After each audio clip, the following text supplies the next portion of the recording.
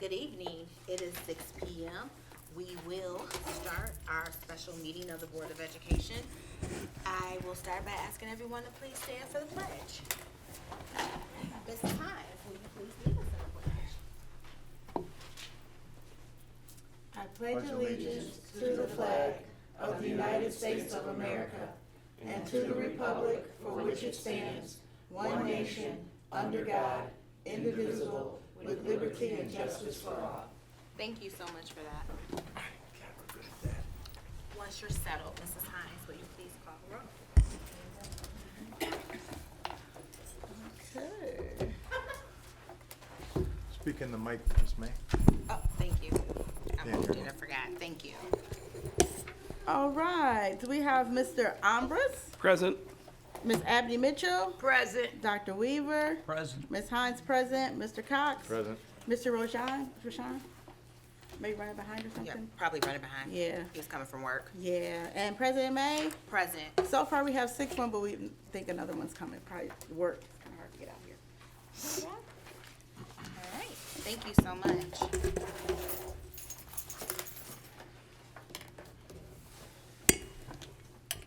So this evening, we will continue our superintendent search interviews. As I did last night, I shared the qualifications as well as the candidate profile, and so I will review that again this evening for those who are attending for the first time. The Michigan before I begin that piece, one minor detail, I will ask that everyone please take a moment to silence their cell phones, please.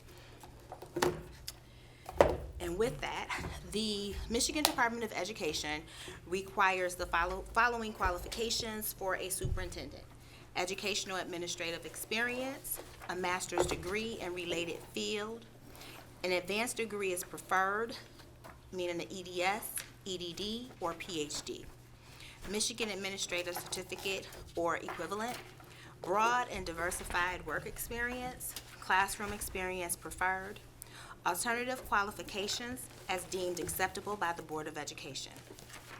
The candidate profile for Wayne-Westland Community Schools states we are seeking a dynamic, visionary, and inspirational superintendent who exemplifies the following qualities: demonstrates integrity and strong ethical standards in all actions and decisions, is approachable, visible, and accessible to students, staff, families, and the community, possesses strong financial acumen, ensuring the district's financial health, stability, and long-term sustainability, attracts, develops, and retains students and high-quality staff, holds self and others to high standards of performance and accountability, is deeply student-centered, consistently placing students at the forefront of decision-making, ensures a safe, secure, and supportive learning environment and working environment, treats all individuals with dignity and respect, leads with kindness, empathy, professionalism, and authenticity,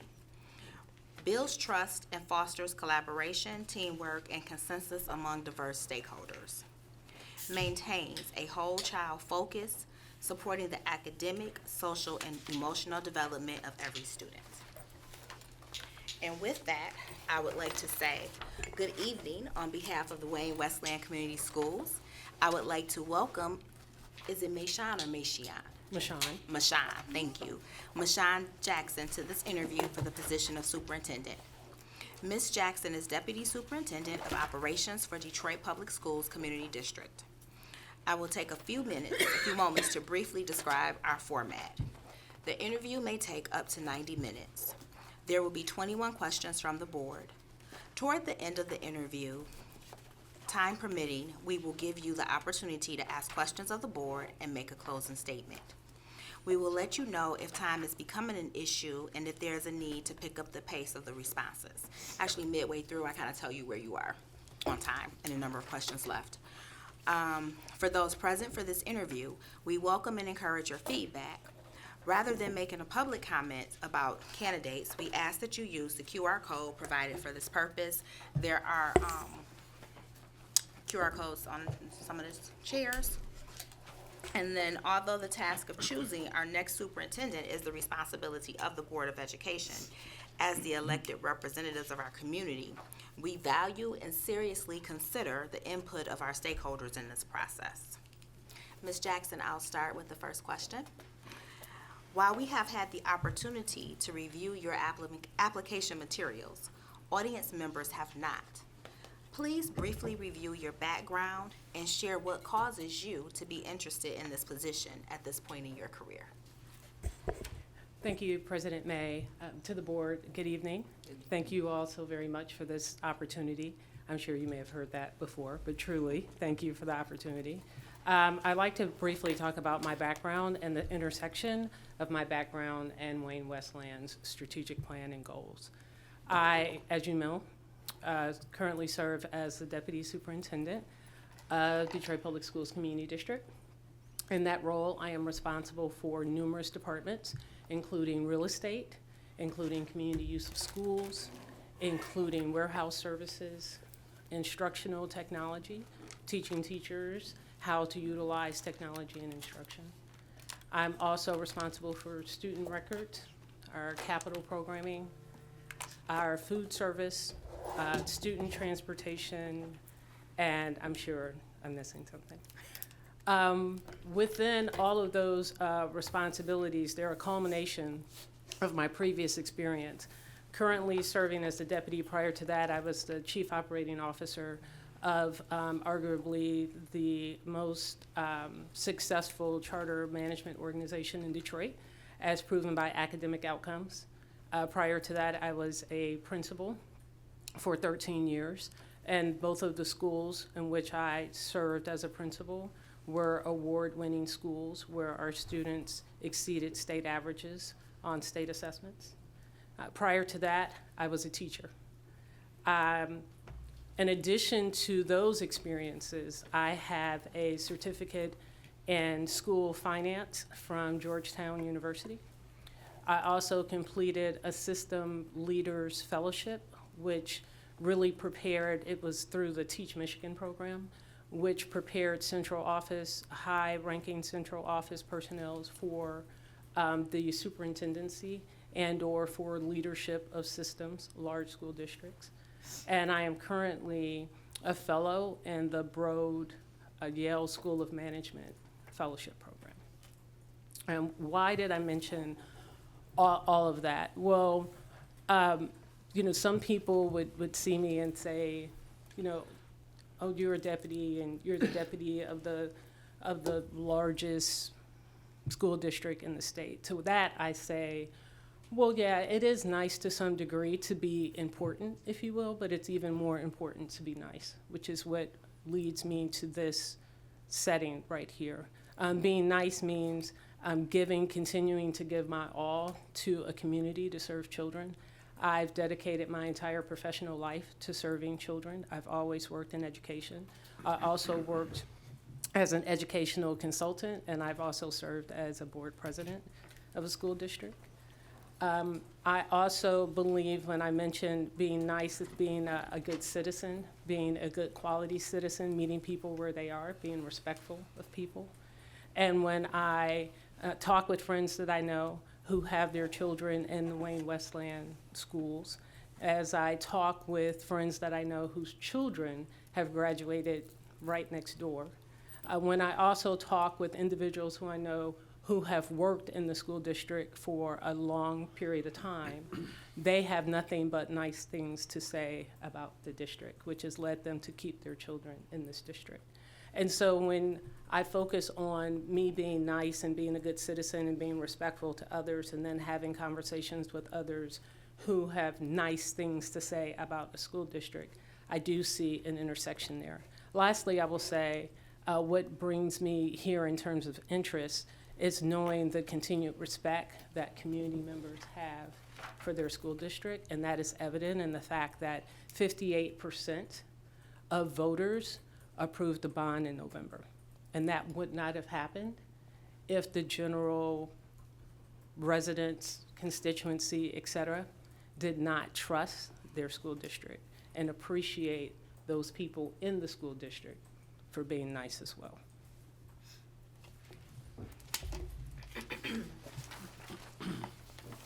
Thank you.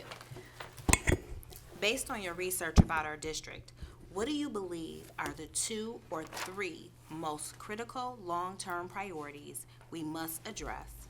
And how do your background and skills position you to lead that work? I have come clad with notes, as you see, and I will leave you with some parting gifts. Because I do take this responsibility very seriously, as with all of the responsibilities that I've had throughout my professional career. And responsibility meaning to sit before you this evening to talk about my experience and how I believe I can help lead Wayne-Westland Community Schools. The top 3 levers are enrollment. I know that there's been an enrollment loss of 300 students this year.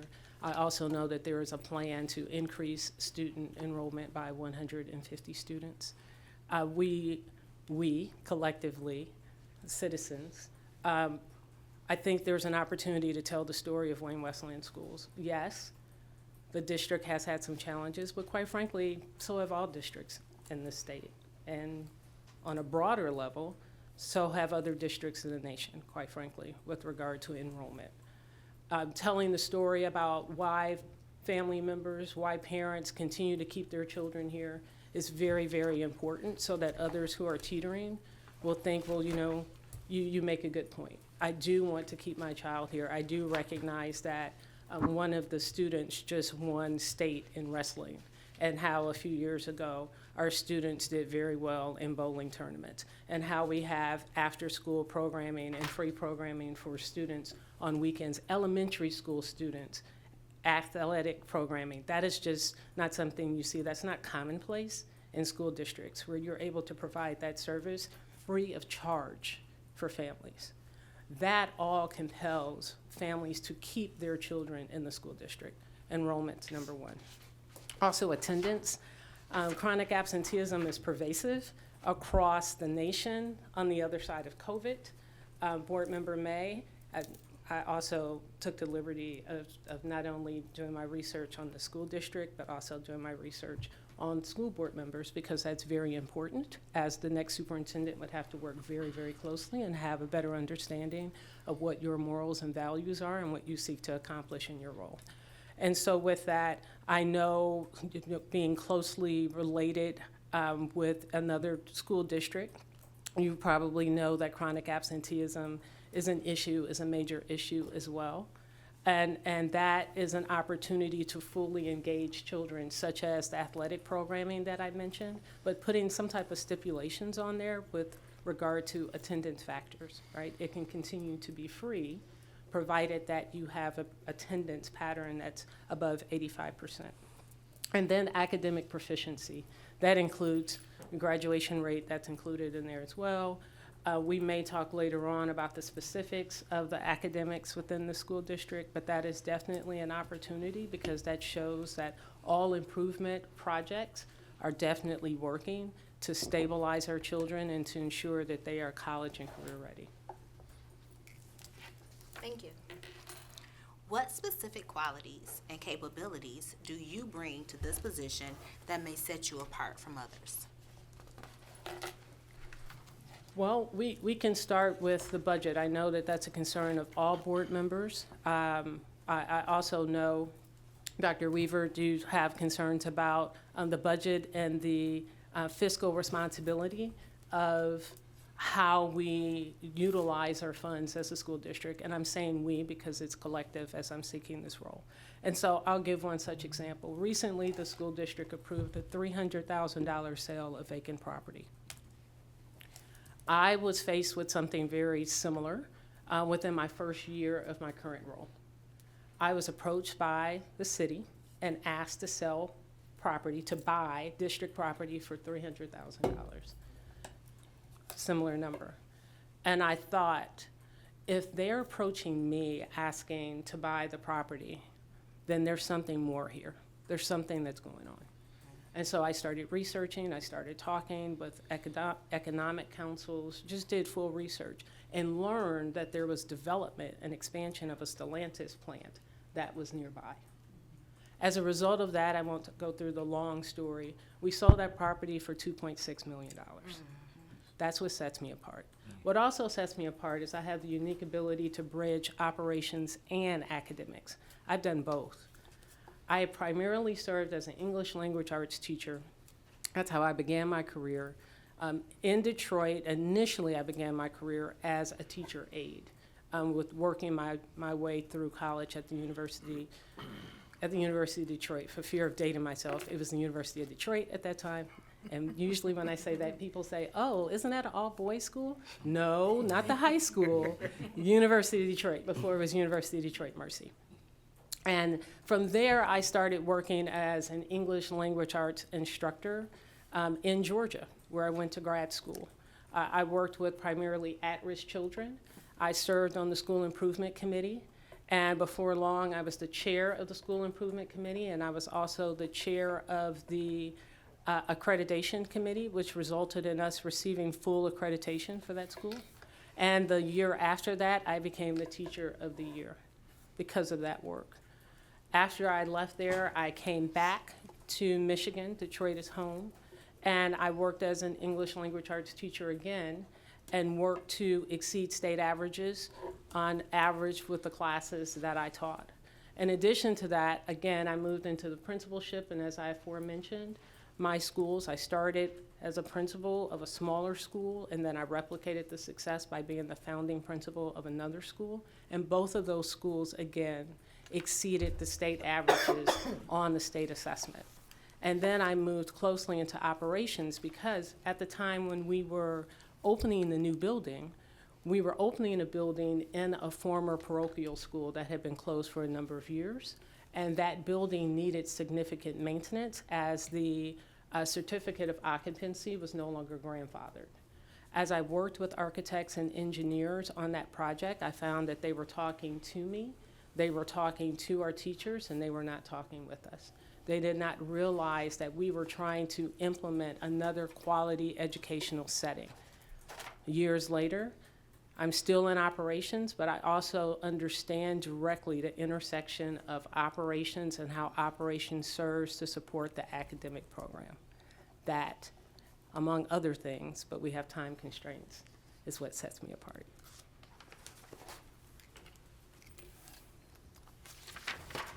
I will now like to turn it over to Secretary Hines. Good evening. Thank you for coming in today. I just have a couple of questions. Can you guys hear me? So maintaining healthy relationships within the school community with stakeholders is important to the Board of Education. Please share with us how you have gone about building and maintaining successful relationships with all members of the school community. And I'll just repeat it again because the questions are a little long. So maintaining healthy relationships with the school and community stakeholders is important to the Board of Education. And please share with us how you have gone building and maintaining successful relationships with all members of the school community. Thank you, Secretary Hines. It's very clear that the district values relationships because that is one of the first points in the school district's strategic plan. Building trust with students, staff, and families and the community. That is very important. That is clear. It is clear also in the number of attendees at board meetings. There have been some board meetings that weren't held in this room. There were board meetings, obviously, that were held at the high school because of the number of residents, parents, et cetera, who came out to support their school district. In terms of building relationships, how have I done that? I'm a pretty good listener, and I don't listen to respond, but I do listen to learn. I think more than ever that's important because when leaders assume a new position, sometimes they come in with predetermined plans of, I'm going to clean house, or I'm going to do this, I'm going to do that, and that's not necessarily the route to take. That is not the route that I took in my current position in coming in.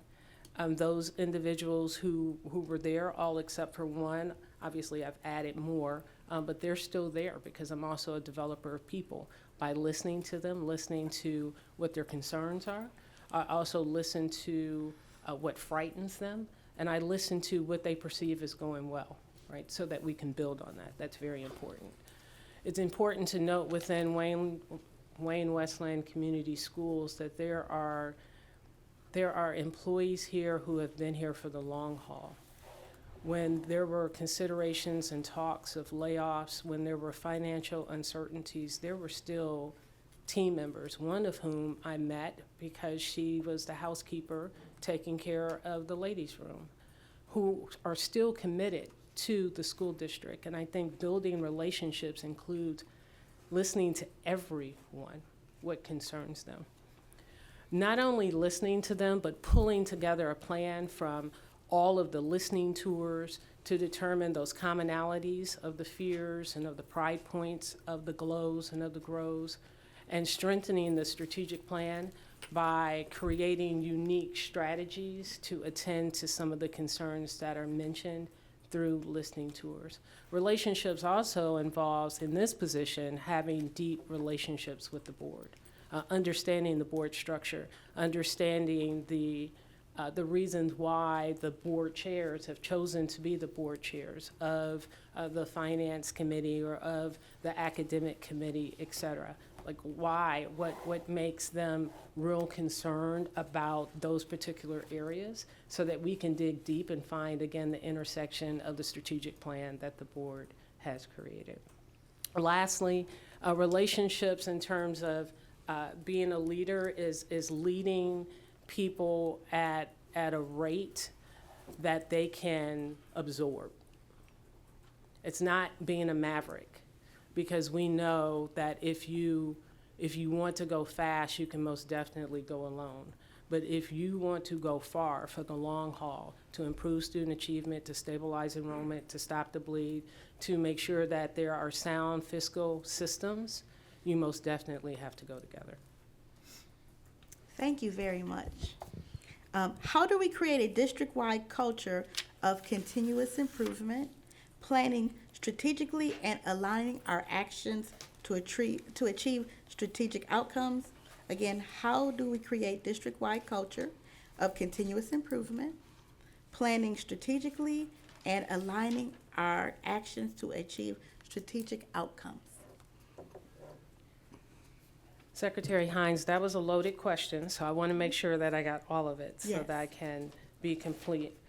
This is about continuous improvement Yes, and alignment of continuous improvement. yes, The state has a Michigan integrated continuous improvement process, which includes everything starting with standards, if you will, and I can talk about that a little later, and from there, an assessment in all areas, an assessment of fiscal health, an assessment of academic outcomes, an assessment of staffing, priorities, et cetera.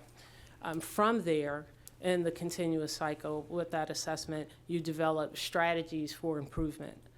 And the monitoring comes in because as you're implementing those strategies, you're tracking to see if you're meeting your goals, if you're meeting the mark. If you're not, and I look at it in terms of a clock, 12 o'clock would be your assessment, and then you move forward with the implementation of your strategies and your activities. When you're at 6 o'clock, there should be a full monitoring plan where you can reassess how successful you are with the implementation of those strategies. Because by 6 o'clock, that gives you the opportunity to recalibrate and to determine, well, maybe we really don't have it right. For example, with student achievement. When we look at student achievement, and again, we may talk about this later on, in the district, we see some gains and we see some losses, particularly with cohort growth. Cohort growth meaning you have a third grade student this year who will be in fourth grade next year. And so you track the progress of that child, of that cohort, as they go through school. We see within the cohort between 2023 and 2024 school year and the 2024 and 2025 school year, on your third through seventh grade assessments, actually third through eighth grade assessments, English, language arts, and mathematics. And all of those scores, 5 of them decreased, meaning the third graders from the 23-24 school year lost ground in proficiency during the 24-25 school year. Does that make sense? That's cohort data. And so when we look at the continuous improvement process, we have to dig in to find the root cause of that decline. We have to disaggregate the data and determine, are there some subgroups that need additional help? Are there particular schools that need additional help? We triangulate that data with the school index scores and look at the schools that are under 60%, which unfortunately most of them are. All schools per the state that are under 60% are identified as needing targeted improvement. And then you recalibrate there. You refine the strategies, you continue again, and by the time you reach 12 o'clock, you should see substantial improvement. Thank you. And my last question is, effective and timely communication is vital to the success of a school district. Please describe the type of communication students, staff, parents, and the board should expect to receive from you. And one more time. Effective and timely communication is vital to the school district. Please describe the type of communication students, staff, parents, and the board should expect to receive from you.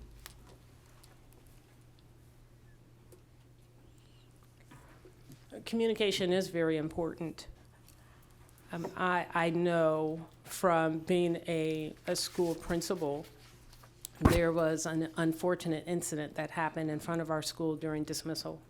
And I had to react very quickly, not only in terms of ensuring the safety of our students, but I also needed to make sure that all of our parents knew that their children were safe. We used a robocall system, which is very common, particularly with schools and school principals. We also used currently where I am, we use a robocall system for the entire district. But communication is layered, and so I'd like to talk through those layers very quickly. I plan to provide the board with weekly briefings of the glows and grows of the particular week. I prefer that board members hear that directly from me rather than hearing things in the grocery store. That way, when you are pumping gas or if you're the Save On, which is down the street, and someone approaches you, which community members do, you can speak to it because I've already given you a briefing. In addition to the communication at the board level, I believe that it's important to make connections and touch points with families on a weekly basis through robocalls. I do know that there's currently a Did You Know series, but it's important to monitor what is our return on investment with regard to placing items on our website, because parents have to be very intentional and just think about it for a moment. How often, this is rhetorical, do we go on the website to look for information every week? Or do you only go onto a website when you're looking for something specifically, right? And so taking the messages where families are, sending a robocall, but make sure that the robocall is really quick because parents are busy. At the end of the day, they're picking up their children from school or from after school activities, and they don't want to be tied down on their phone. So it should be very, very quick. These are some of the high points of the district for the week. In addition to that, we can send out text messages where parents can just click on the same thing. That could take place on a weekly basis. That's at a district level in terms of being tiered. At the school level, school principals can do the same thing. I believe that the communications department can share with principals the different avenues of communicating with families, but I do also believe that there should be school level decision making in terms of what feels right for me. What feels right for Edison Elementary may not feel right for John Glenn High School.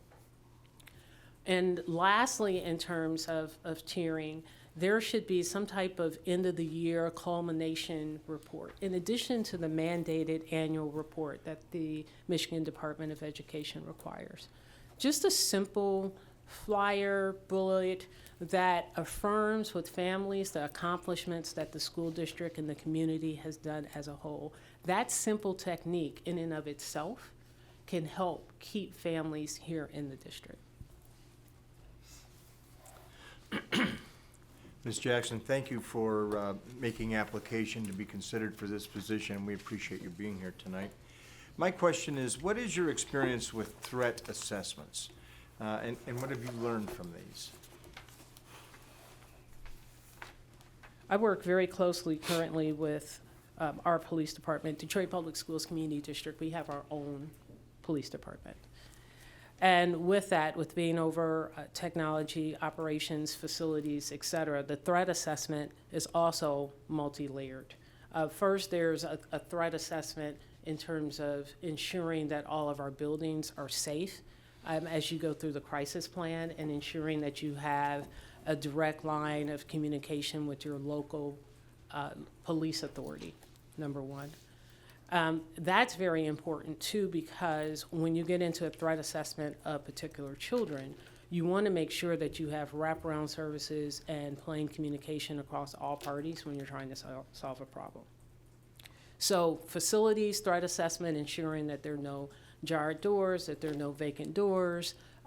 Admittedly, I have driven through the school district. I've gone through the different campuses as I've been part of this process to see, like during recess, are there doors that are cracked so that intruders can come in? You'll be glad to know I haven't seen any. But even that, looking to be very familiar with what is taking place on the school campus is a means of threat assessment. As it pertains to students, it's multiple layered because we know children are going to be children. We know, unfortunately, some children are going to put ice cubes in a toilet to hope for a snow day. That's what we used to do. But there are other students that, will take more serious offenses, and they may call to prank. They're thinking that it's a prank to close a school. A threat assessment involves checking the child's social media profile, checking the child's children, the students, not children, but their friends, talking with their friends, getting a better understanding of what their temperament is like, if they've recently been bullied, if they've been upset about a bad grade, if they've been upset because they didn't make a sports team, if they've been upset because there's trouble in the home. All of that is part of a detailed threat assessment that is given to our social workers in my district. My experience with threat assessment involves itself because I oversee transportation, and we've had, unfortunately, some threats made on school buses where I had to involve the department that is directly responsible for social workers, and we went through step by step to ensure that all of the checks were checked, all of the indicators were checked, to determine if that child was actually a threat. In some cases, we did turn over children to the local juvenile authority, but in most cases, there were children who were seeking attention. And so in terms of threat assessments, again, it involves the physical safety. I'm very familiar with that because I'm over the physical plant, and I've created a safety plan. And I'm also very familiar with threat assessments as it pertains to attending to children's needs. Thank you. Superintendents are often faced with making decisions when there's really no clear right answer and the community is divided.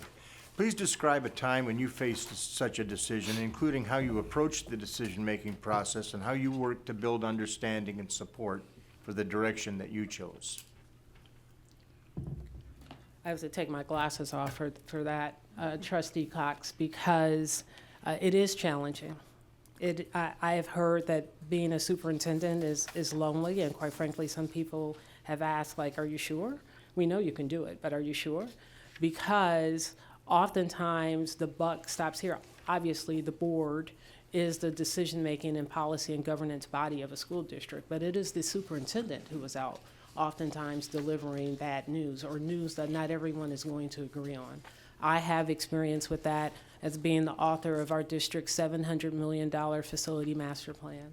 That is a master plan that I penned with my team members as well as with consultants to determine the best uses of $700 million in one-time money for the redevelopment of our buildings, and also to determine what we were going to do with underutilized buildings.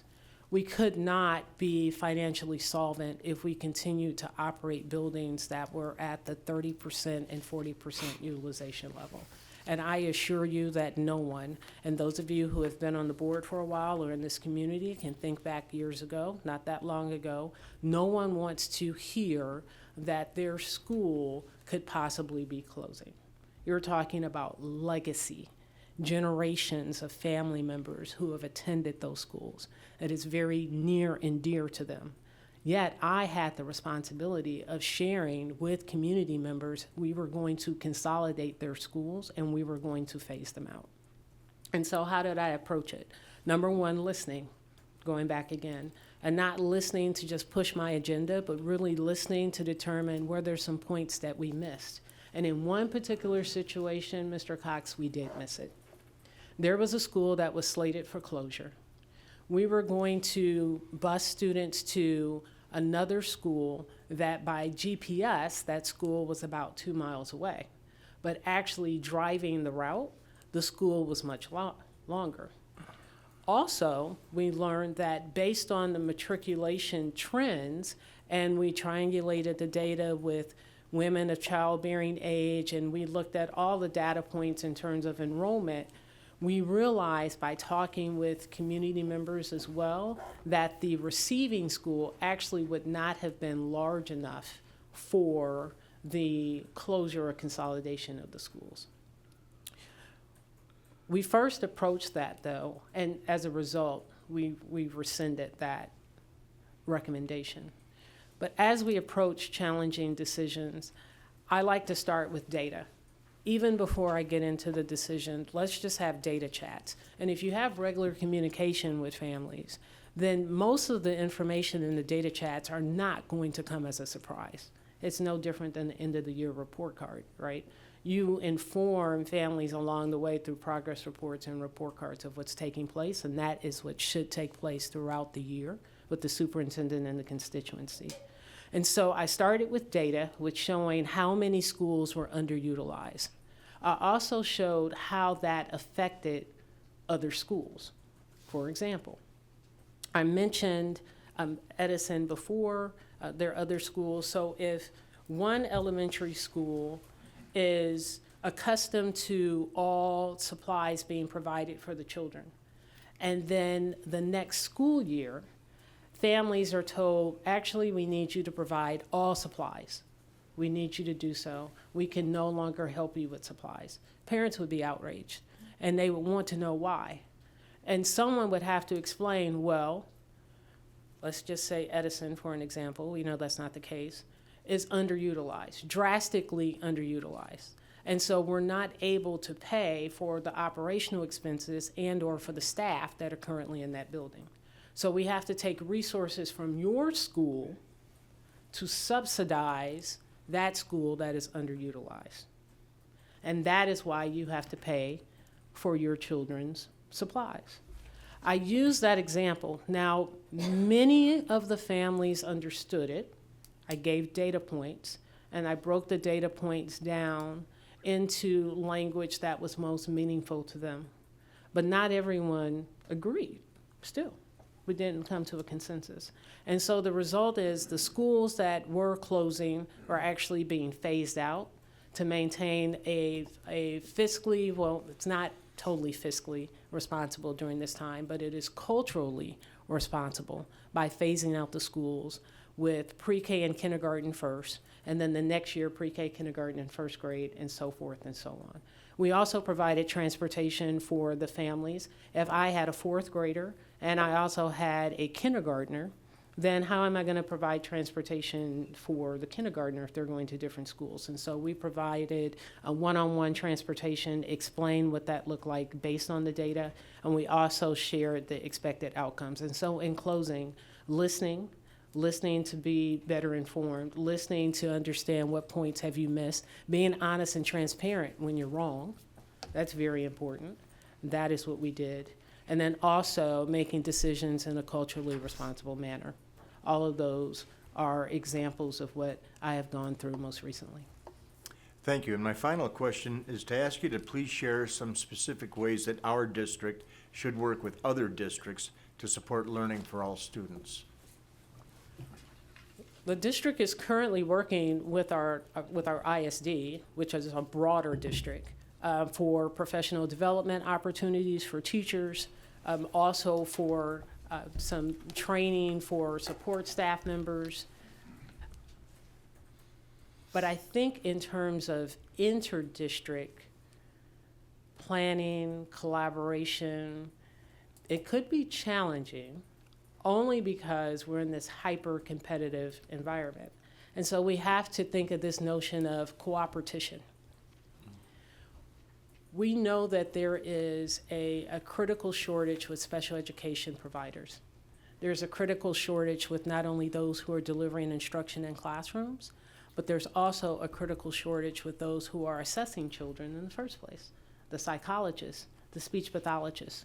And so this means of cooperation means, well, we have one psychologist, for example, other school district, and we know you have a speech pathologist, and we're without a speech pathologist, and you're without a pathologist. And so how can we share resources between those two FTEs, share the salaries of those individuals, also share the benefits of those individuals so that your students are served and so that our students are served. I know it sounds far-fetched, but I assure you that it has worked with charter communities. They're currently doing that. I think another way that we can share resources is really thinking about the true cost of land. I know there's some conversation with respect to Inkster's land, and determining who has real ownership based on what that closure process look like. And Inkster, what are you looking to do? Now, Inkster isn't a school district, but it is a municipality that we work very closely with because of the closure. And so it's almost hand in hand, because generally the school districts or municipalities have common interests, and so you have to determine what those common interests are. What is the intersection of those common interests, and how can both entities be mutually rewarded, if you will? How can the result of the common interest be mutually beneficial? So if you want to purchase land for a specific purpose, well, why don't we enter into a long-term lease agreement with you? That way you get your specific purpose, and we don't just get one-time funding that we can put in a sinking fund, but now we have recurring revenue that we can place in a sinking fund over years. Good evening, Ms. Jackson. Thank you for appearing. What is the most difficult decision you've ever had to deal with, and how did you resolve it? I've had some difficult decisions as a teacher with, unfortunately, informing families of failure of their children. That was very, very challenging. I had challenging decisions as a principal with working with teachers that just weren't getting good outcomes for children, and having to coach teachers into another role. That was very challenging. And most recently, a challenging decision or an issue that I had to overcome was the water crisis at Detroit Public Schools Community District. 2 weeks after I accepted the position, the superintendent, who is my superintendent now, called me and said, oh, and by the way, we have this water crisis. We had to turn off all of the water sources of all of our schools. And I said, oh, by the way, you couldn't have told me this 2 weeks ago before I accepted the position? You all don't have water crises, do you? Okay, I just want to. Not yet. No, don't say yet. Don't say yet. It was very challenging. We had a short period of time to resolve that. Again, it was brought to my attention 2 weeks before I started, but because I took that matter very seriously, I started working before I started working. I went to the University of Michigan. I went to Madonna University. I spoke with environmental hygienists. I spoke with any and everyone, and I completed my own research to determine what was the difference between reverse osmosis and putting in water hydration stations. I wanted to know what was the true cost of replacing all of the pipes in our buildings, which was astronomical, but I wanted to know it for a comparative purpose. I also wanted to know how many water sources were cut off, and was there a way that we could just continue to flush and turn on some of the water sources, and did we have to turn off of all the water sources across the entire district, or just in the 16 schools that had some elevated levels? As a result of all of that research, I had conversations with my team. It was a slim team at that time, and we evaluated the research based on immediacy of need. The children needed clean, safe drinking water. Now, we did provide APSA pure water stations, but we knew that we needed to provide clean water source. We also looked at that, looked at our data based on the overall cost. What was it going to cost us? And we provided a high-level report, shared it with the superintendent, who shared it with the board, and the end result was we had a fair amount of philanthropy, and the philanthropists, the neighboring businesses, et cetera, donated to the extent that we were able to replace all of our water sources. The significance of this is by June, this was in October, by June of that same school year, all of our water sources had been replaced.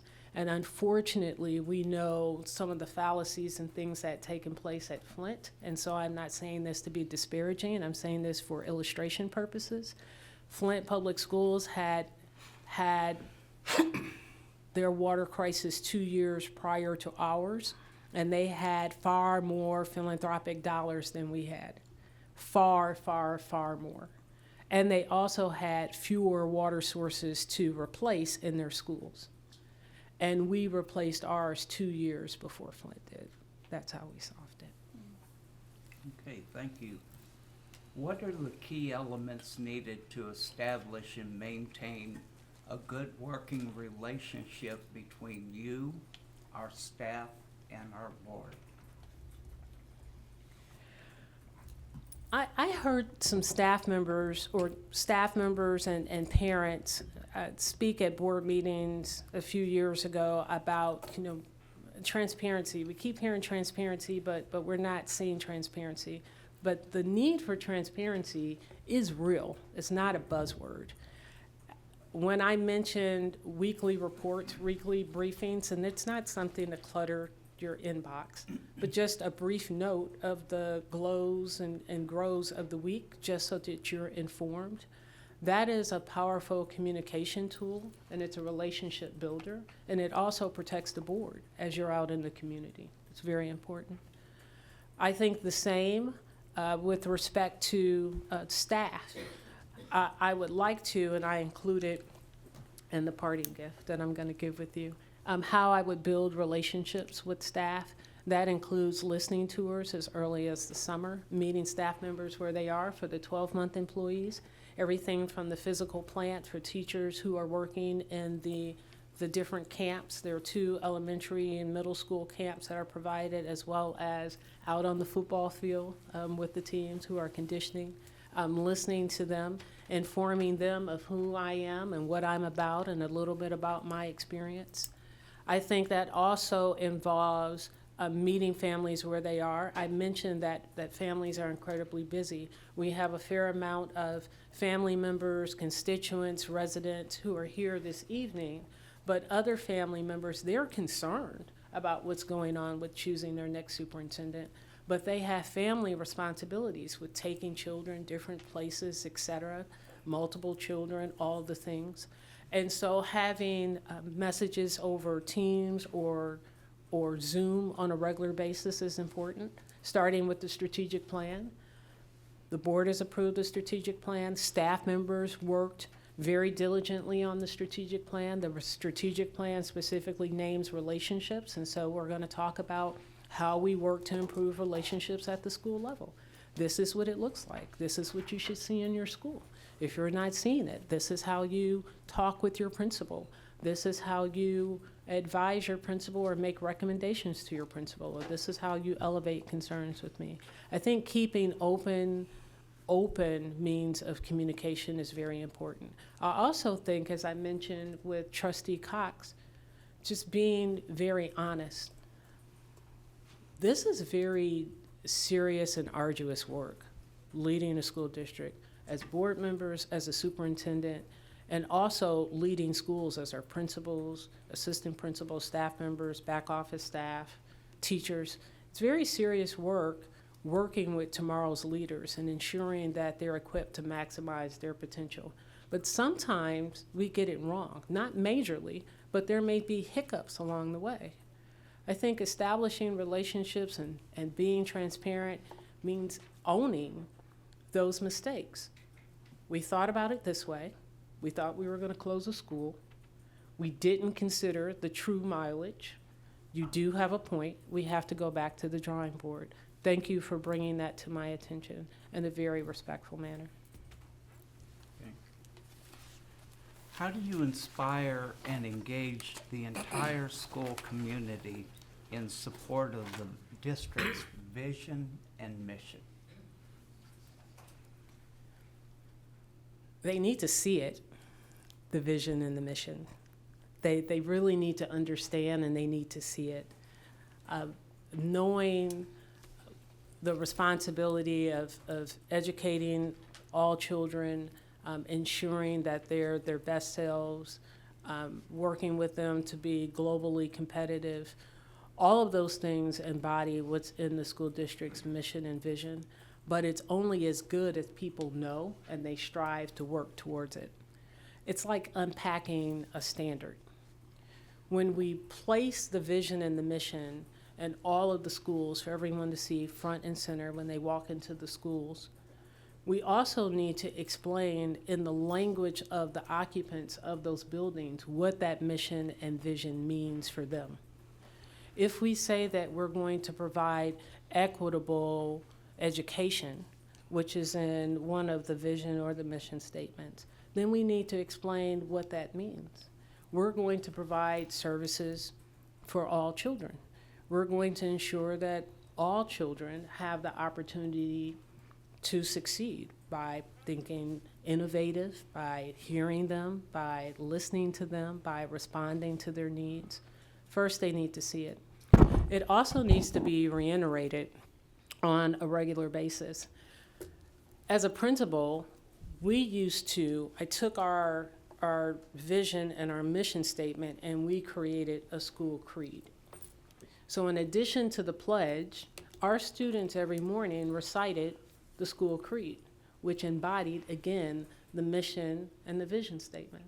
And they thought about that. It's interesting because even little kindergartners during lunch duty would come up to me and start reciting elements of that school pledge or the creed. And they didn't always get it right, but they had it mostly right at the beginning of the year. And then by the end of the year, we wouldn't be surprised, of course, they were able to recite it. Something as simple as that fully ingrains what the district intends to do in terms of maintaining our fiscal responsibility as well as our academic responsibility to our students. Okay, thank you. Mr. Machion. Really quick, before Mr. Machion starts, I just wanted to let you know you have about 42 minutes and there are 9 questions left. Thank you. Okay.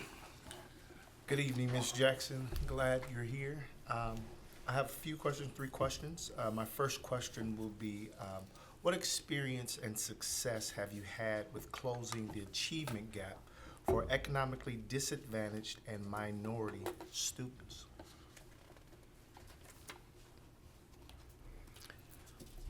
As I aforementioned, Mr. Machion, I started in Detroit. I taught in Georgia. And the community that I taught in Georgia, the school district was very much representative of Wayne-Westland community schools. Although it was racially, culturally, socioeconomically diverse, it was still very much underperforming. And so I thought it was my responsibility to join the school improvement team to ensure that we could dig deep into the data and that we could disaggregate the data to find out where, at that time, we called them bubble students. Where were the bubble students who were right at the mark between not proficient and proficient? Not advanced, but just proficient. There were 4 levels of proficiency. We dug deep in determining what was keeping those children from maximizing their potential. And I used some of those same strategies as a teacher in Detroit as well as a principal. We had data chats. It was very important for not only the principals to know their data, as well as central office team members, but for teachers to know the data of all their children as well, and to know them at different points in time. My experience has been very successful through using so many strategies. Number one, again, knowing your data. What does that data mean? Knowing what does proficiency mean, but then informative assessments such as iReady, knowing what growth means. Minimally, we want you to achieve 1 year's growth. If you are 2 years behind, minimally, we want you to achieve 1.5 year growth for 2 consecutive years. So at the end of the second year, you should be on grade level. But that meant fully explaining what the data entailed. And that's not as easy as it would seem. You see, as educators, we're very protective of our data, and we tend to make excuses of our data. Well, my children were chronically absent, or my children just, they weren't behaving. And I would tell my staff, I know you think that our parents sent us their worst children and kept their best children at home. But I assure you that that is not the case. And so we're going to educate the children by understanding and decoding where their issues are, particularly those bubble students. Is it numeracy? When we were looking at our math scores, do we need to work with them on manipulatives so that they can understand the relationship between numbers and counting? Was it multiplication? Could they add very well? But then by the time we were in second grade, they were having some issues with multiplication, and we saw that through their formative assessments. So by the time they entered third grade, those scores began to tank. Well, we need to cycle back. We're not going to teach them on the second grade level because they're in third grade. We're not going to do that. We're going to maintain state standards. But we do need to cycle back through centers, through small group instruction, through now we have, at that time we didn't, but now we have computer programming that we use in our current district, and I'm a part of that through our high school redesign process to some degree. We work with students on where they are by giving them programs such as Edgenuity and Edmentum so that they can catch up on those skills while they're still working on grade level content during the course of the day. There's so many numerous strategies that I have used in the past that have been successful. Those are just a couple so that you conceptualize them, as well as some of the strategies that we're using in my current district. Reading at grade level by third grade is a critical milestone for future academic success. What strategies will you support to ensure all students achieve grade level literacy by the end of third grade?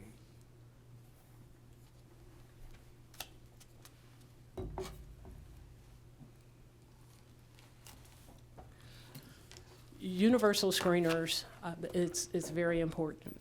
Using those universal screeners 3 times a year. The universal screeners they could use iReady, which I believe is used in the district, formerly NWEA. Those are testing platforms that you use universally so that you can determine where students are. You first start with those universal screeners within the first 2, really no later than the first 3 weeks during the course of the school year to get your benchmarks to know where students are with regard to their grade level. And then for the students who fall beneath where they should be, according to the norm reference data, then you go further in understanding where those deficits are so that you can attend to those deficits. It's very important at the second grade level. It's important prior to the second grade level, but universal screeners are usually given in the second grade level because prior to that, you don't really receive true data. With preschool children, kindergarten children, first grade children, they're different there are different factors that can skew the data, such as delayed speech development, such as delayed fine motor skills, et cetera. And so generally, second grade is the grade where you apply that universal screener.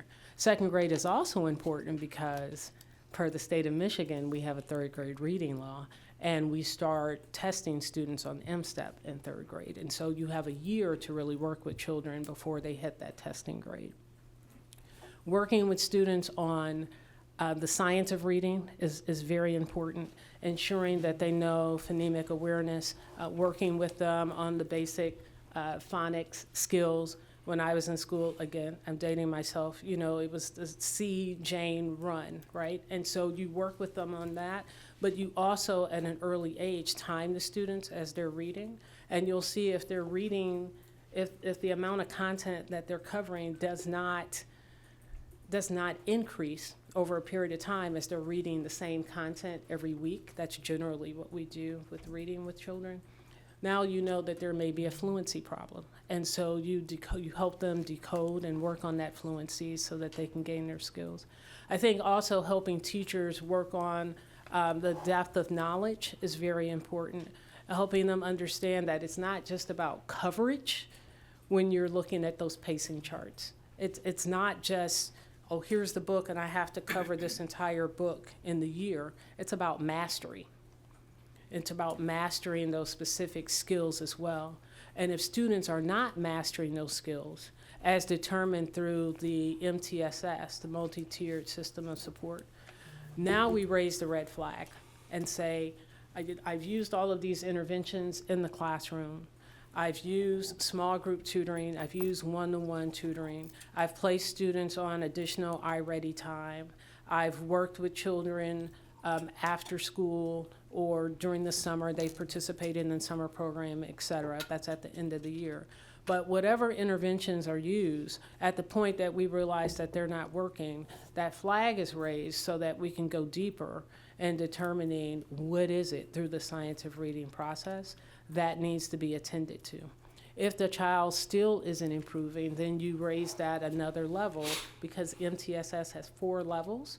And as you continue to go through those levels, if you're not seeing any improvement, then we need to determine if that child would be a candidate for some type of testing, et cetera. And so, in short, using MTSS as a universal screener in second grade is very important to ensure that those third graders hit their marks.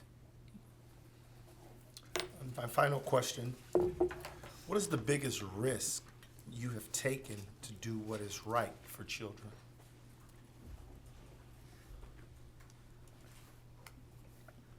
The biggest risk, there have been numerous risks. One risk that comes to mind was in COVID. And it's hard to believe that COVID was 6 years ago. But in our mind, COVID still lingers because there were so many medically fragile students in our school district that did not have access to food during that time. Put yourself in the mindset of COVID 6 years ago. Remember what it was like going to grocery stores. Remember how the streets were clear. Remember how we determined that grocery workers were now frontline workers, all of that, right? And people were stockpiling food and toilet paper and all the things. But the families, the parents of medically fragile children, some of whom did not have ample transportation, could not go to the store like other families could. They could not provide meals. We also provided meals between the hours of 9 and 1 for all families to pick up meals. If you recall, everyone was doing that pretty much. It was commonplace. So that families could come through a waiver that we received from the state. We could issue multiple meals at a time, and they could eat those meals at home and not just in a congregate setting. Well, that worked if you had ample transportation where you could pick up the meals. Or that worked for the children who could walk out and pick up the meals. But it did not work for the medically fragile families. And so a risk that I took with economic uncertainty was ask we have contracted yellow bus providers, a byproduct of emergency management years and years ago. I asked with my executive director of transportation, our transportation providers to provide bus drivers to go to schools and collect meals, to transport those meals to our medically fragile families. It was successful, but we took a risk because at that time, early on, this was the end of March, we did not know if the state was going to pay us for our state aid payment. No one knew at that time. It was early on in COVID, but we took a risk because we believed that was the right thing to do. Thank you. Pass it on to trustee Ambrose. Thank you, Ms. Jackson, for showing up tonight and taking the time to answer some of our questions. We're going to spend the next few minutes talking over questions of finance. And the first one is, please describe your experience developing and maintaining budgets, including the largest budget you have overseen, and the strategies you use to maintain a balanced budget.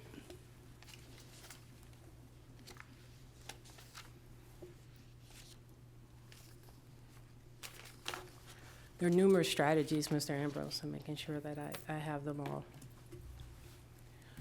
I first became aware of budget years ago as a teacher in Georgia.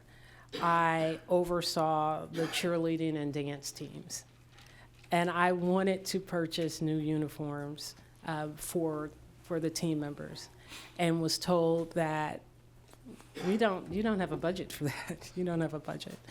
And I thought, well, how could we not include the budget and not include this, what I thought was a core service at that time in our budget? My knowledge of budgets have evolved greatly since then.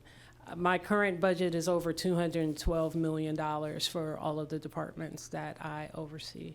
That's my general fund budget. I have a capital budget of over $950 million. My board just approved an additional $79 million 2 weeks ago in additional capital funds for our projects. The reason why our board did that is because they trust the work of the superintendent, and my superintendent trusts me.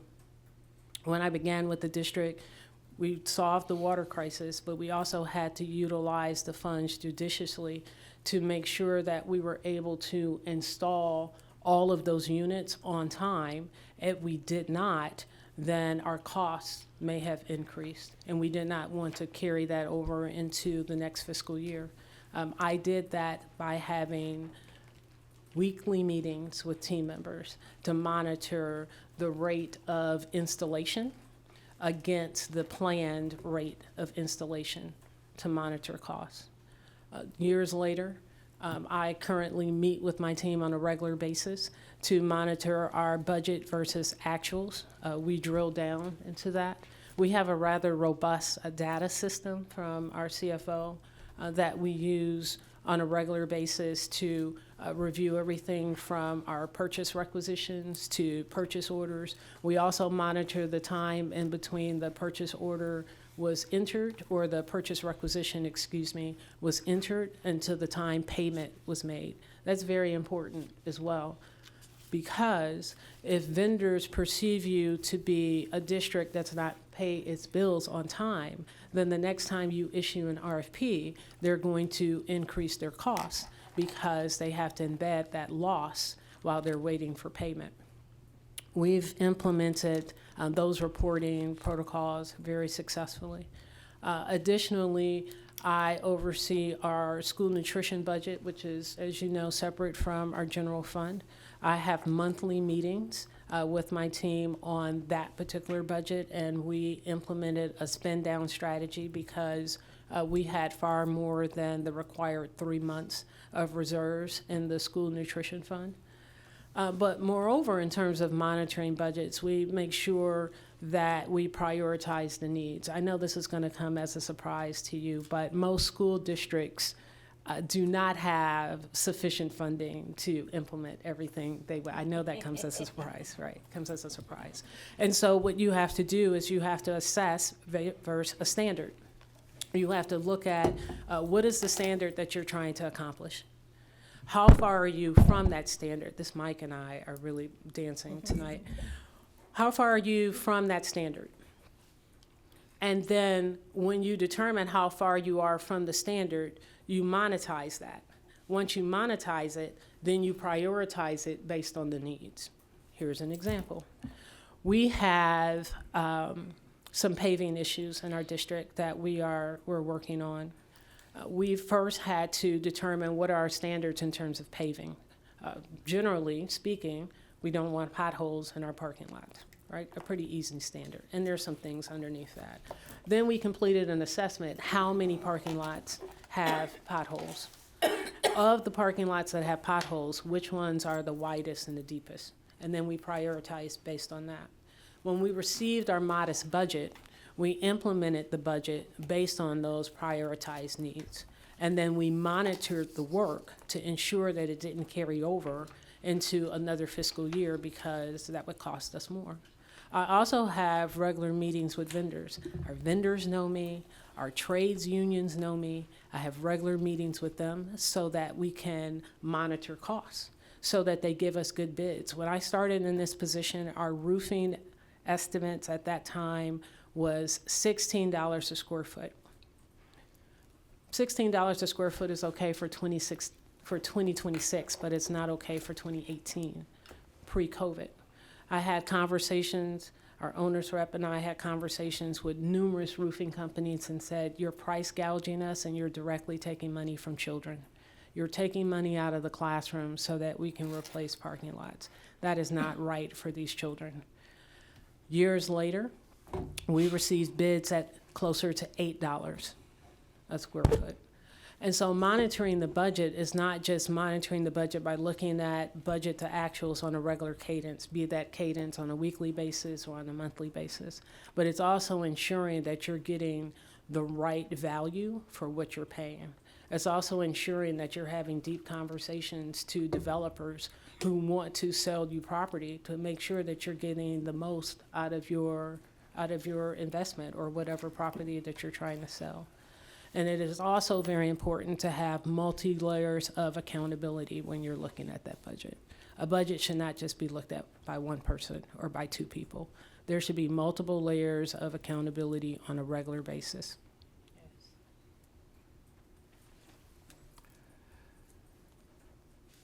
Budget limitations often require difficult decisions.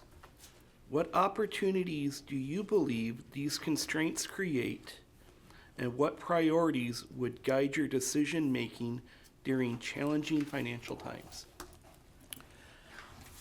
Well, Treasurer Ambrose, I spoke a little bit to that in terms of the prioritization, right? There unfortunately isn't more money. That pie chart isn't getting larger. It is not. It would be nice, but it is not. And so you have to think creatively and innovatively, and you have to determine, well, if we're not going to have an increased revenue, how can we use what we have better? How can we dig into sharing resources with other districts, for example? Now, that's not the first opportunity that we would investigate. However, we do have to be innovative, and we can't continue to think what we did in the past will serve us right in the future. I know that Wayne-Westland Community Schools approved the budget based on an increase of about $400 per student for this fiscal year. Honestly, when I think of my experience, I think on our budget and what I was responsible for, I did not increase our budget because there were so many looming uncertainties at that time. The state didn't approve its budget until far, far later. And we did not know strange things can happen when you're working in the state house, et cetera. And so we kept our budget flat. We did. We did not anticipate additional revenue, et cetera. And with respect to my team, I shared with them that there were so many uncertainties at the federal level. We didn't know if our categoricals were going to be cut. We also didn't know if our state sources were going to be cut. And so when you prioritize with the larger landscape in mind as well. You have to look at what is taking place politically. Right now, we're in our budget season, lastly, I will say. And with our budget season, I have a fleet of vehicles that utilize fuel, and fuel comes out of my budget. Well, have you seen how much gas prices are? I wasn't ready for that when we went to the gas station over the weekend. I thought they waited until Tuesday to increase gas prices, but someone told me incorrectly because they increased gas prices over the weekend. I have to include that in my budget, but I also now have to prioritize because remember, Trustee Ambrose, that pie isn't getting larger. It is not. And so I'm not going to look to a reduction in force, nothing like that. But I am having conversations with my vendors, and I'm sharing with them, our pie isn't getting any larger. I don't know what our state revenue is going to look like. And although our titles are said to be held harmless for this upcoming year, I don't entirely trust that. And so if you want to continue to do business with me, I'm looking for an outcomes-based contract. If you say that you're going to do something, then I'll give you 100% of that contract if you do it. Otherwise, 80% of that contract is guaranteed. It takes innovative practices like that to maintain budgets and lean times.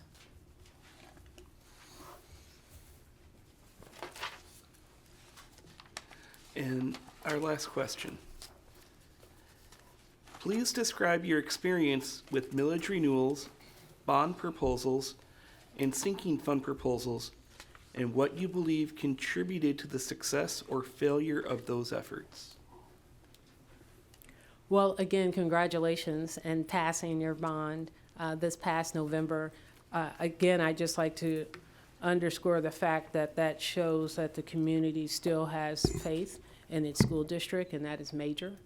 It's equally as major because we see statistically that fewer homeowners in the Wayne-Westland Community School District are having children because those homeowners are remaining in their home rather than moving to Florida or up north. And so there are fewer opportunities for younger families to move in as it was 25 years ago. With respect to our millage renewal, our district is a little different because we are a new district that was approved by the state as of 2017. And with that, our district, Detroit Public Schools Community District, cannot go out for a bond. However, Detroit Public Schools, the former district, is still on the books for tax capture. And with that, we paid off our operating debt early. We still have our capital debt, which is scheduled to retire in 2040, but our operating debt was paid off early. And so what we asked the state to do was to apply the tax capture for the operating debt to the capital debt so that we could pay that off early, right? They said no. And so not only did they say no, but we also know that the millage that we have, that we paid off, we also have to do an upcoming renewal for another debt that we have. We amassed a lot of debt, unfortunately, under emergency financial management. And we have to go to the voters to renew that debt this year. What are we doing to prepare for that? Number one, we're having open conversations. We had open conversations with our board to explain what those finances look like and what the worst case scenario looks like if we do not re-up on that. It's no new money, but what that looks like in terms of our financial projections. We also had to ensure, in addition to briefings with the board, make sure that that was public in board meetings to explain to our general constituency what that looks like. We also have to have listening tours. We have to go on the road. We have to explain to our family members as well as the general community and the business community of what that looks like for the school district, and understand that the business community wants a viable school district. They want people to remain in the city. That increases their bottom line, and so they're more apt to agree to support that.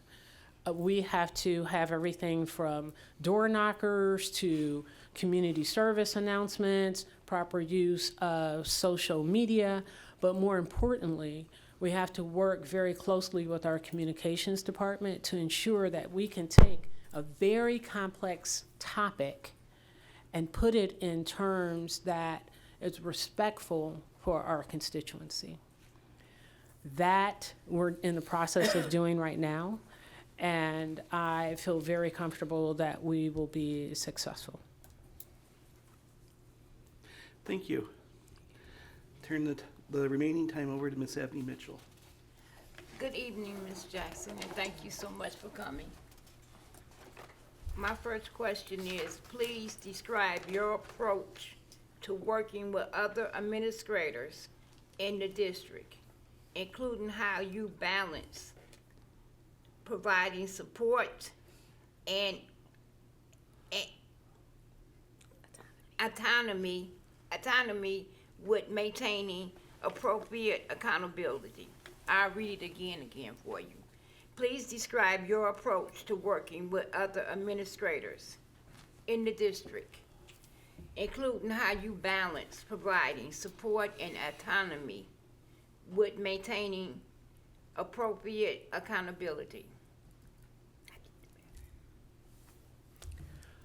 I think of leadership as coaching, coaching award-winning teams, coaching championship teams. Number one, the greatest coaches took players and ensured that those players were placed in the position of their strength, first and foremost.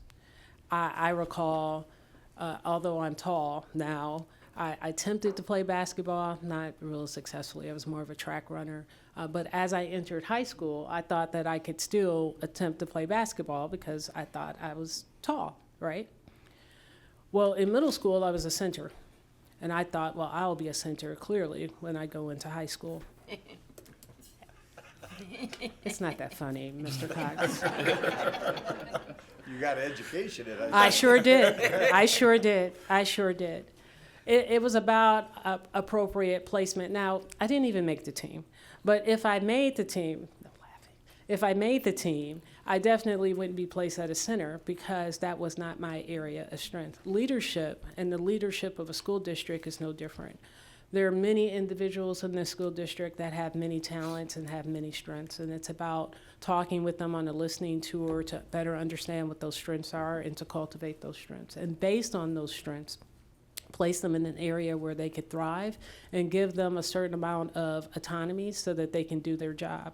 The accountability factor with central office staff members comes with objectives and key results.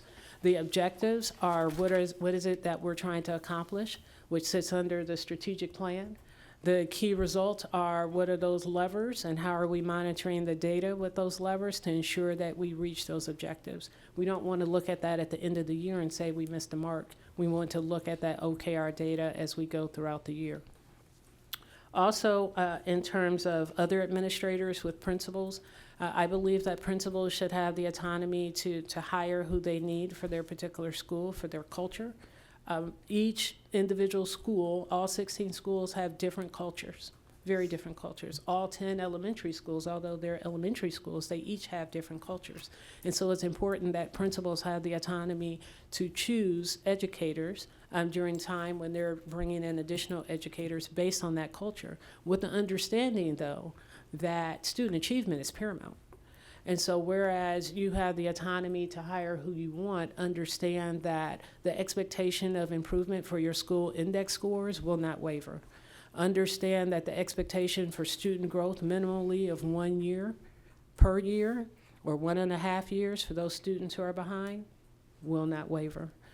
Also, I believe that principals should have the autonomy and some flexibility of using discretionary funds. And they can use the discretionary funds from everything from after-school programming with title funds, or for tutoring for title funds, and with academic interventionalists, again, with the expectation of moving the bar and ensuring that students achieve. Thank you. My next question is, what would you suggest in terms of a comprehensive professional development plan for our educators? Specifically, what would be the key priority areas, as well as the delivery system? Would you want me to repeat it? I think I have it. Okay, Thank you so thank much. Knowing that our teachers start their professional development, I believe that it's 2 days before, over 2 to 3 days before school starts, the week prior to school starts. With having such a limited time under the CBA collective bargaining agreement, has to be very structured, and it has to be very targeted, based on overall, obviously, our student achievement scores, normative scores, as well as summative assessments, but other student growth indicators, or school index indicators, such as chronic absenteeism, average daily attendance, graduation rate, students who are involved in AP classes, dual enrollment, early college opportunities, the number of students who are attending our CTE, the award-winning, beautiful CTE complex. All of that goes into creating a very comprehensive professional development plan at the beginning of the year. That professional development plan, through the continuous improvement process, also has to be sustained during the course of the year. And it is sustained through regular teacher meetings and teacher trainings, also through common planning periods. I have read the CBA, and I'm very familiar with how the planning periods are structured, the number of planning periods that teachers are required to have through that CBA. I think it's important to structure those planning periods in a way that elevates the teacher's strengths so that we can maximize student achievement and those other growth indicators. In addition to that, there are other professional development days that are embedded in the calendar. I do believe that there's one in November, and I think there are 2 others on the other side of the year between January and May, and then there's the Records Day at the end of the year. It's creating a quality plan based on a thematic approach, which again focuses on the core competencies that our students need to gain, and also reassuring teachers that they are supported. The purpose of professional development is that it is recognizing that teachers are the sole most important indicator and factor in a child's life. And as professionals, we support them, and we know that it is a humbling and a noble profession. I know, I was there. Yet, we also have the responsibility, though, of developing them to be the best possible teacher that they can be for the children. Okay, my final question, you answered this so many times today already, but I'm gonna ask it anyway. How would you assess the culture and the climax of our district? And what steps would you take as superintendent to positively influence and strengthen it? I think the people here this evening shows that there's a pretty strong culture and climate in the district overall. It's showing that community members have a vested interest in knowing who's going to be chosen to lead the district. That speaks volumes. I think the community engagement sessions that were held in December to create and formulate the questions that you're reading off on this evening, that you're asking this evening, was also vitally important, because it shows that the community as a whole really take this very seriously. They do want stability, and I don't blame them. The children deserve nothing less. In addition, though, to recognizing what our staff members and what our parents want and what they expect in the school district, I think appropriate monitoring of culture and climate involves, we're looking at data. Like we talked about the threat assessment, like how often are students suspended? What does that look like? Are there other alternatives, such as restorative practices, that are uniformly applied in our schools? Does everyone know how to apply or how to work on restorative practices or implement restorative practices with our children to prevent them from being expelled, or not expelled, but suspended? What does our chronic absentee data look like? What does our average daily attendance data look like? What types of extracurricular or engaging activities do we have for our children? Do we have different events where parents can come in and recognize the success of the students? We have an award-winning, a stellar band teacher at one of the schools who has been recently mentioned.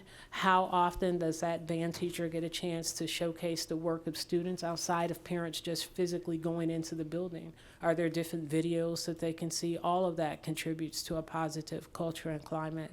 And then lastly, again, it's vitally important, in my opinion, to ensure that the vision and the mission are explicitly stated in all of the school buildings so that everyone is fully apprised of what the district intends to do, and to break that down, and students can help break that down so that they can fully understand what it means and that they can take that as an embodiment of what it means to be a student of Wayne-Westland Community Schools. Thank you so very much.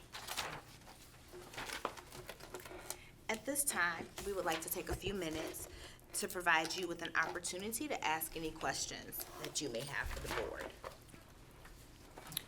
Thank you for that opportunity and for the opportunity to speak with you on this evening.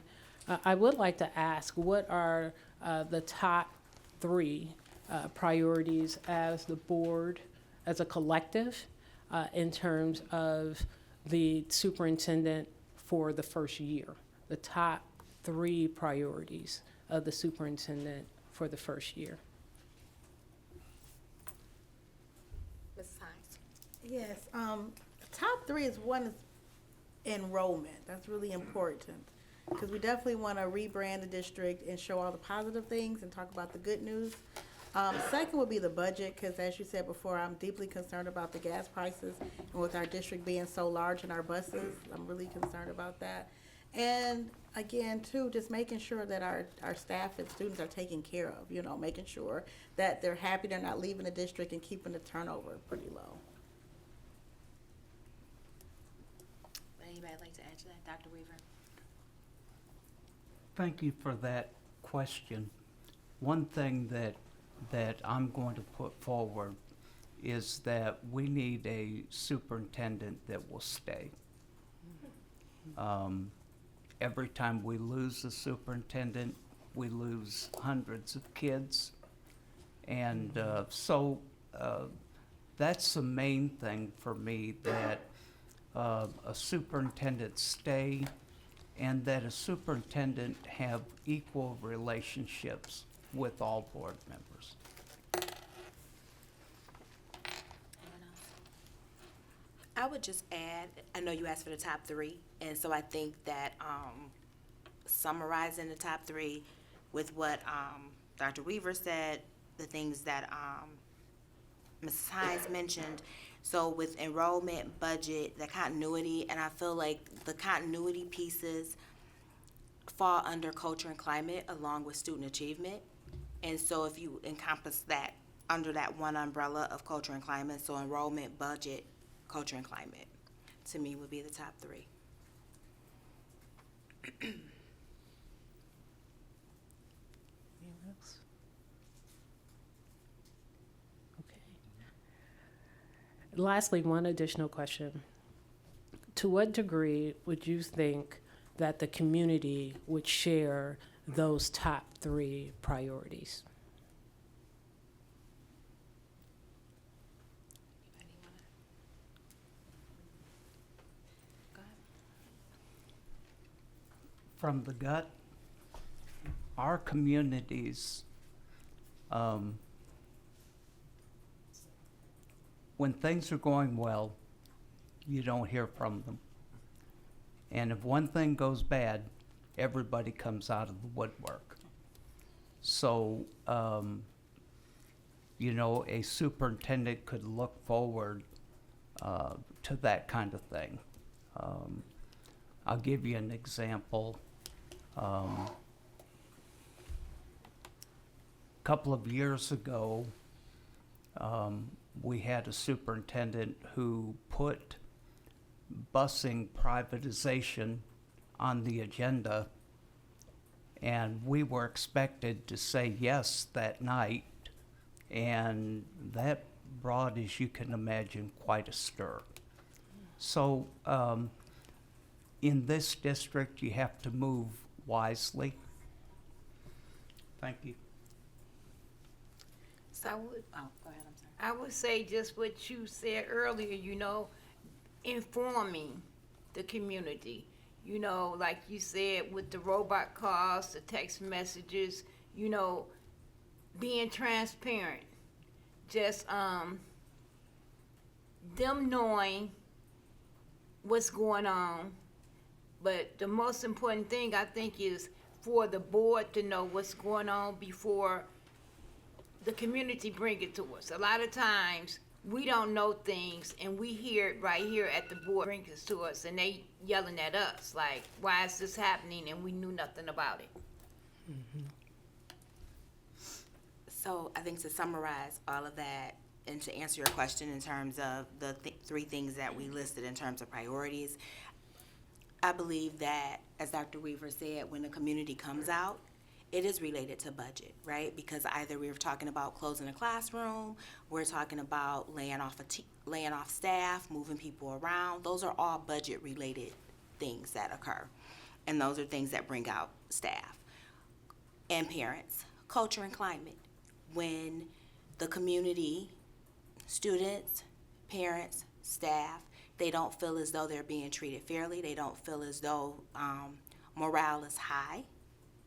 So that, again, to me, falls under culture and climate. And then, of course, enrollment impacts budget. So when you start to make those decisions around budget, it's because of enrollment. So I would say that, yes, I do believe that those are shared priorities. Thank you. Thank you all for that. Thank you. Thank you. Thank you. So at this point, do I have a few minutes to ask the last one in terms of? Done. All right. So with that being said, Ms. Jackson, we truly appreciate your interest in the superintendent position for Wayne-Westland Community Schools. The board is interviewing 6 candidates this week. We will let you know after our meeting on Thursday, March 19th, where you stand in our search process. And again, thank you for your participation in the first round interviews. Thank you. Thank you all for this amazing, amazing opportunity. Again, I don't take it lightly. I would like to say, before they slap me on the hand, just one last closing statement. I know how these things go. Throughout this work, and I wrote it to stay on task, I've come to appreciate that the health of a school district is reflected in a few essential outcomes. Number one, enrollment. Enrollment stability signals that families trust their public schools. Strong attendance. Strong attendance shows that there's ample opportunity for student engagement and that students enjoy that engagement. Rising levels of academic proficiency demonstrate that the instruction of the school district is improving. Graduation rates show that students are prepared for the future and beyond. And long-term financial and operational sustainability ensures that all of those gains collectively can endure for future generations. Thank you so much again for having me. I leave you with a parting gift. Thank you. Thank you. At this time, we will take a 10-minute break. It is 7:38, so I'm going to say 7:40 and ask the board to be back by 7:50. So it'll be a 12-minute break.